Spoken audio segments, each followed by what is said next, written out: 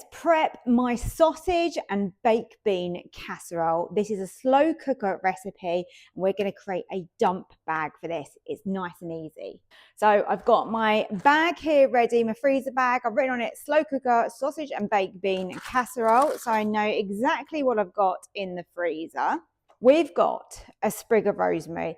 I happen to have this. If you haven't got one, then of course use some dried rosemary. It's not going to matter. If you haven't got rosemary, I'm using rosemary and thyme. If you haven't got those mixed herbs, it's really up to you, but there's options there. So I'm using 3 carrots. So I'm just going to top and tail those.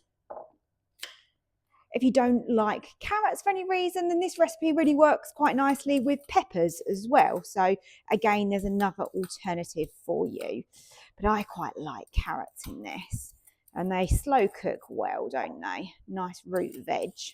Another way of changing this up as well is you can add extra tomatoes in or some stock, and you don't have to use the baked beans. If you really think, oh my goodness, like baked beans are not for me, then, you know, again, you don't have to have them in this recipe. And now we're just going to chop these into chunks. Don't want them to be too massive, but we want to feel that they are in there.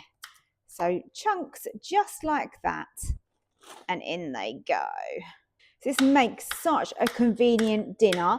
I'm showing you how to make these dump bag recipes, and I'm doing them for 2 people. Now I put a poll out and asked what people would prefer, and recipes for 2 people came up on top.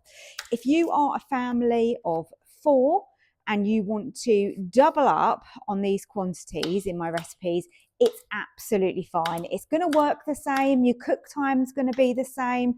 You just literally make the ingredients double. Or of course, you know, there might be 3 of you like there is in my family, and you can just kind of add a bit extra. There you go. That's the carrots done. Now I want around half a teaspoon-ish of thyme. Let's put that in the bag. We've got a tin of tomatoes here. So let's just open those up and let's pour those in. That's the tomatoes in. Tin of baked beans. Oh, it's going to be good. Do you know what? I hardly ever eat baked beans. It's not something that I kind of choose as a regular thing to have. Look, put the lid in there. That's no good, is it? Let's get that lid out. Yeah, it's kind of one of those things that I don't eat very often, but I do really like them. And I think in this, even if you're not a baked bean lover, because you've got all those other flavours in there, it's just really nice. It's really comforting and, you know, proper wintry, autumny dish, this.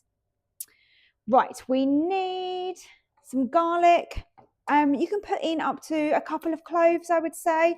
My tummy doesn't agree with garlic that much, so I'm only adding 1 garlic clove, but I would suggest 2 would be good. Okay, so that's the garlic done. Now we need an onion.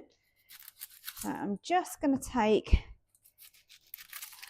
that off, give it a peel, and then I'm going to just cut it in half, and I'm going to put this into slices like this. Brilliant. That's my onion done. So let's get that in. Okay, so smoked paprika. I think it's really nice with the baked beans and sausages. So I'm going to go with around around a tablespoon. Oh, look. I should have got my measuring spoons out, shouldn't I? Tablespoon. And then lastly, some Worcester sauce. And you want around a tablespoon of that. You can add in some black pepper and then just a little bit of salt. And then last thing is a beef stock pot. So I'm just going to drop that in.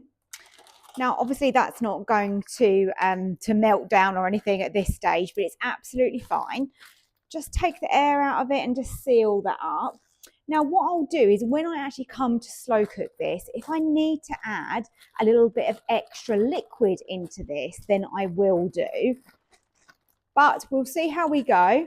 As a dump bag, that is ready. So that is my sausage and baked bean casserole. That is everything you're going to need in there to make this dish.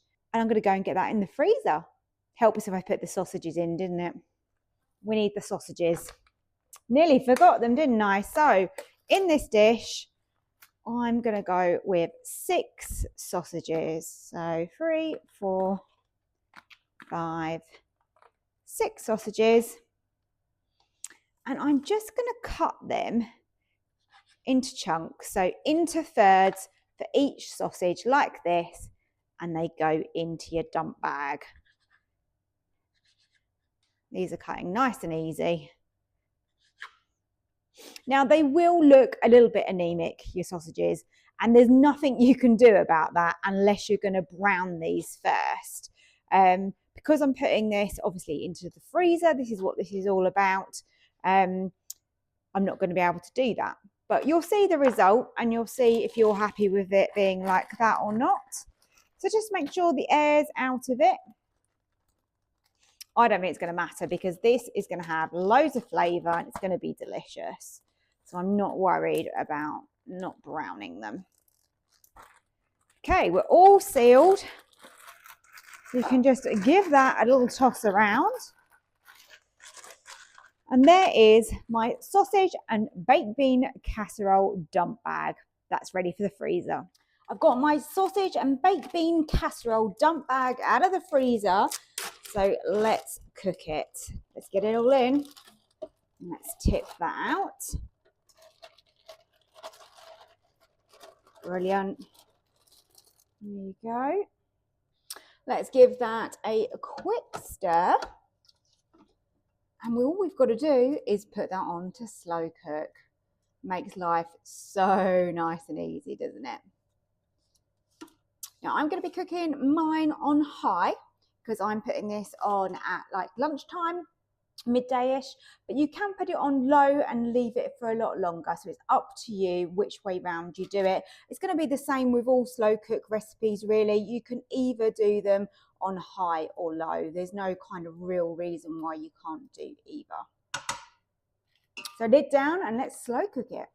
Just going to show you now that this lovely sausage and bean stew is cooked. Obviously, I need to remove the sprig of rosemary, but that has thickened up really, really nicely, and that is perfect for serving. I'm going to put it with some mashed potato. This is such a hearty meal to come home to, with 0 effort from me. And I actually don't even mind that the sausages aren't browned on this recipe. I think it goes really well with the mashed potato. Thank you so much for watching my video. Please don't forget to hit the like button and subscribe if you're new here to Susannah's Kitchen.